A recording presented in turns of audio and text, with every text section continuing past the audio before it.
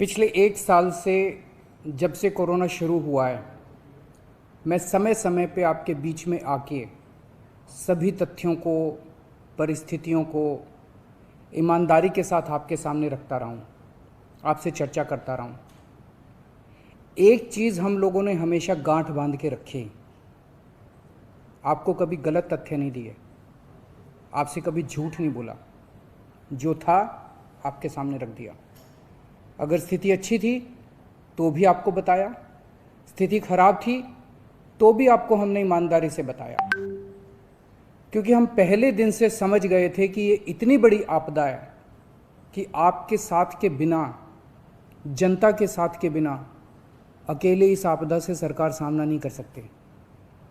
जनता का सहयोग और जनता की सहभागिता इस पूरे संघर्ष में बेहद ज़रूरी है। और जब तक जनता को सच नहीं बताया जाएगा, सारे तथ्य जनता के सामने नहीं रखे जाएंगे, तब तक जनता की भागीदारी सुनिश्चित करना असंभव था। इसीलिए हमने हर चीज़ आपके सामने रखी। हमने टेस्ट नहीं कम होने दिए। आज दिल्ली के अंदर सबसे ज़्यादा टेस्ट हो रहे हैं। मैं तो ये कहूँगा कि अगर प्रति 10 लाख की पॉपुलेशन पे देखा जाए तो शायद पूरी दुनिया में सबसे ज़्यादा टेस्ट दिल्ली में हो रहे हैं। मैंने देखा कि कई जगहों पे उन्होंने टेस्ट कम कर दिए। टेस्ट कम कर दिए तो केस कम आने लग गए।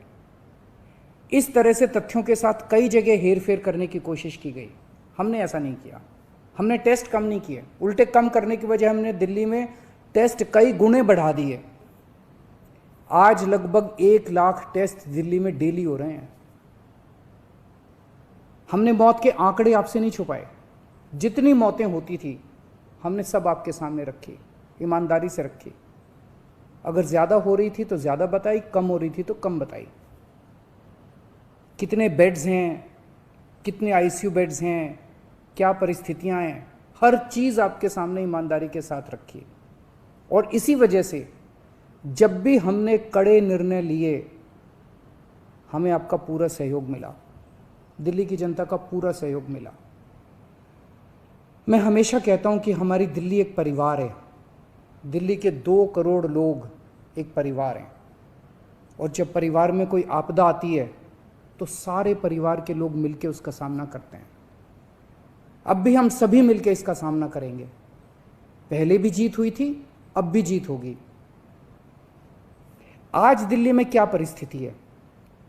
पिछले 24 घंटे में दिल्ली में लगभग 23,500 केस आए हैं। उसके पिछले 24 घंटे में लगभग 25,500 केस आए थे। तो पिछले 3-4 दिन से रोज हम देख रहे हैं लगभग 25,000 के करीब केस आ रहे हैं। पॉजिटिविटी बहुत ज़्यादा बढ़ गई है, संक्रमण दर बहुत ज़्यादा बढ़ गई है। दिल्ली के अंदर अस्पतालों में उपलब्ध बेड्स की भारी कमी हो रही है।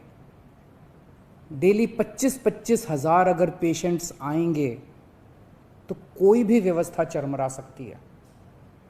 दिल्ली के अंदर बेड्स की भारी कमी हो रही है। आईसीयू बेड्स दिल्ली में लगभग ख़त्म हो गए हैं। आज सुबह मैं ऐप पे देख रहा था 100 से भी कम आईसीयू बेड्स दिल्ली में बचे हैं।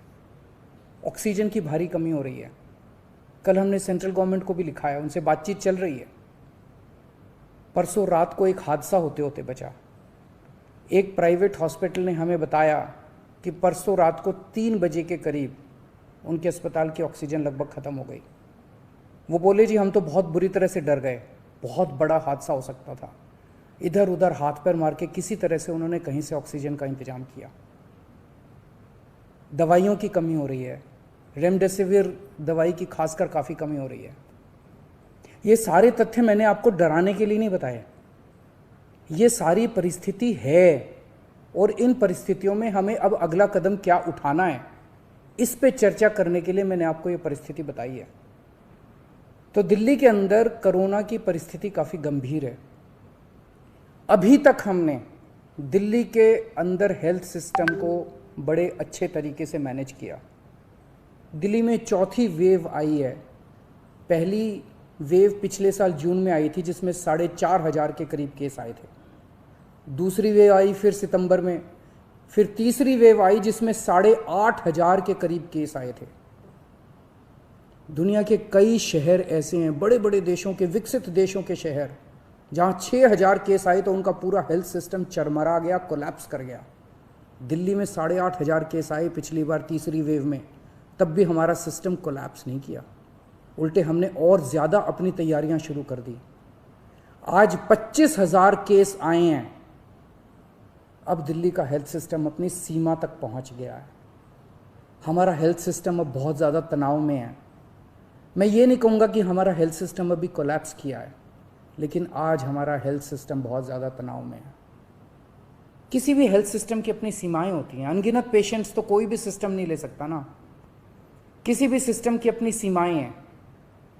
पिछले 5 साल में आपकी सरकार ने दिल्ली में बहुत बड़े स्तर पे स्वास्थ्य के क्षेत्र में काम किया है। खूब नए हॉस्पिटल खोले हैं, मोहल्ला क्लिनिक, पॉलीक्लिनिक बनाए हैं। बहुत बड़े स्तर के ऊपर स्वास्थ्य के क्षेत्र में काम हुआ है। यही कारण है कि आज 25,000 केस के ऊपर भी दिल्ली का सिस्टम चल रहा है। लेकिन अब इसके बाद अगर तुरंत कुछ कठोर कदम नहीं उठाए गए तो ये सिस्टम कोलैप्स कर सकता है। और अगर हेल्थ सिस्टम कोलैप्स कर गया तो मुझे डर है कहीं बहुत बड़ी त्रासदी ना हो जाए। जैसे मैंने बताया कि कल एक अस्पताल में ऑक्सीजन बिल्कुल ख़त्म हो गई थी और बहुत बड़ी त्रासदी होते होते बची। मैंने वीडियोस देखे हैं, तस्वीरें देखी हैं, आपने भी देखी होंगी सोशल मीडिया पे। दुनिया के कई शहर ऐसे हैं जहां कॉरिडोर में पेशेंट्स पड़े हुए हैं, सड़कों के ऊपर लोग दम तोड़ रहे हैं। अभी तक हमने दिल्ली को उस किस्म की त्रासदी से बचाया है, वैसा नहीं होने दिया। आज सुबह 11 बजे मेरी और एलजी साहब की मीटिंग हुई और इन सारे पहलुओं के ऊपर, सारी परिस्थिति के ऊपर काफ़ी विस्तार से बातचीत हुई। और उस बातचीत के बाद हमें ये लगा कि दिल्ली का हेल्थ सिस्टम बड़ी मात्रा में और अधिक पेशेंट्स अब लेने में असमर्थ है। अगर हमने अभी लॉकडाउन नहीं लगाया तो कहीं ऐसा ना हो कि बड़ी त्रासदी हो जाए। हम किसी भी हालत में दिल्ली को उस परिस्थिति में नहीं ले जाना चाहते जहां कॉरिडोर के अंदर पेशेंट्स पड़े हैं, सड़कों पे लोग दम तोड़ रहे हैं। आज सभी परिस्थितियों का जायजा लेने के बाद आपकी सरकार को ये लगता है कि दिल्ली में कुछ दिन के लिए लॉकडाउन लगाना ज़रूरी है। तो आज रात को 10 बजे से अगले सोमवार को सुबह 5 बजे तक 6 दिन के लिए दिल्ली में लॉकडाउन लगाया जा रहा है। इस दौरान जाहिर है कि जो एसेंशियल सर्विसेज हैं वो जारी रहेंगी, खाने पीने की, मेडिकल व्यवस्थाओं की वो जारी रहेंगी। ये शादियों का सीज़न है, लोगों के बड़े मुश्किल से रिश्ते बनते हैं, हम उनके रिश्ते तोड़ना नहीं चाहते। तो लोगों की शादियां संपन्न हों, लेकिन केवल 50 लोगों के गैदरिंग के साथ संपन्न हो। उसके लिए अलग से पास दिए जाएंगे। इसके बारे में अभी थोड़ी देर में डिटेल्ड ऑर्डर जारी हो जाएगा कि कौन कौन सी चीज़ें जारी रहेंगी और कौन सी चीज़ों पर पाबंदी रहेगी। मैंने और एलजी साहब के हम दोनों ने निर्णय तब लिया है जब हमारे पास कोई उपाय नहीं बचा था। हमारे लिए ये निर्णय लेना आसान नहीं था, क्योंकि मैं समझ सकता हूँ कि लॉकडाउन के दौरान किस तरह से लोगों के रोज़गार ख़त्म हो जाते हैं, लोगों की कमाई ख़त्म हो जाती है, और ख़ासकर सबसे गरीब तबके के लिए तो ये बेहद मुश्किल होता है। जो दिहाड़ी करके रोज़ कमाते हैं उनके लिए तो बेहद मुश्किल हो जाता है। पिछली बार जब देश में लॉकडाउन लगा था, हमने देखा कि किस तरह बड़ी संख्या में प्रवासी मजदूर अपने गांव जाने लगे थे। उनसे मैं ख़ास तौर से हाथ जोड़ के अपील करना चाहता हूँ, ये छोटा सा लॉकडाउन है, 6 दिन का, दिल्ली छोड़ के मत जाइएगा। आपके आने जाने में इतना समय खराब हो जाएगा, इतना पैसा खराब हो जाएगा, इतनी ऊर्जा खराब होती है। दिल्ली में रहिए। मुझे उम्मीद है कि ये छोटा लॉकडाउन है और छोटा ही रहेगा। मुझे पूरी उम्मीद है कि शायद बढ़ाने की ज़रूरत ना पड़े। आप दिल्ली में रहिए। यकीन मानिए, हम पूरी ईमानदारी के साथ सब मिल के लड़ेंगे तो जल्दी इस मुसीबत से छुटकारा पाएंगे। मैं आपको यकीन दिलाता हूँ, सरकार आपका पूरा ख्याल रखेगी। मैं हूँ ना, मुझ पे भरोसा रखिए। मेरी दिल्ली के सभी नागरिकों से अपील है कि ये निर्णय हमने बहुत मुश्किल से लिया है। आप सब लोग जानते हैं कि मैं लॉकडाउन के सख्त खिलाफ रहा हूँ। हमेशा से मैंने लॉकडाउन का विरोध किया है। मेरा ये मानना है कि लॉकडाउन से कोरोना ख़त्म नहीं होता, लॉकडाउन से कोरोना की स्पीड कम हो जाती है। मेरा हमेशा ये मानना है कि अगर किसी भी शहर या राज्य की स्वास्थ्य व्यवस्था अपनी सीमा तक पहुंच जाए तो लॉकडाउन लगाना ज़रूरी हो जाता है, ताकि पेशेंट्स का नंबर कम हो जाए, ताकि हेल्थ सिस्टम को और दुरुस्त किया जा सके। ये जो 6 दिन का लॉकडाउन हम लगा रहे हैं, ये जो 6 दिन हम ले रहे हैं आपसे, इन 6 दिनों के अंदर हम बहुत बड़े स्तर के ऊपर और दिल्ली में बेड्स की व्यवस्था करेंगे। केंद्र से हम मदद मांग रहे हैं, उनसे लगातार संपर्क में हैं।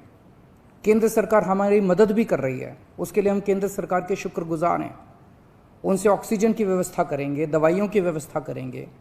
इस लॉकडाउन के समय को हम इन सब चीज़ों के लिए इस्तेमाल करेंगे। मेरी अब सब लोगों से गुजारिश है कि लॉकडाउन का पूरी तरह से पालन करें, घर से बाहर इस दौरान ना निकलें। पहले भी हमने कई कठिन निर्णय लिए और आपने मेरा पूरा साथ दिया। मुझे पूरी उम्मीद है आज भी आप मेरा साथ देंगे। हम मिलके इसका मुकाबला करेंगे और ज़रूर जीतेंगे। नमस्कार।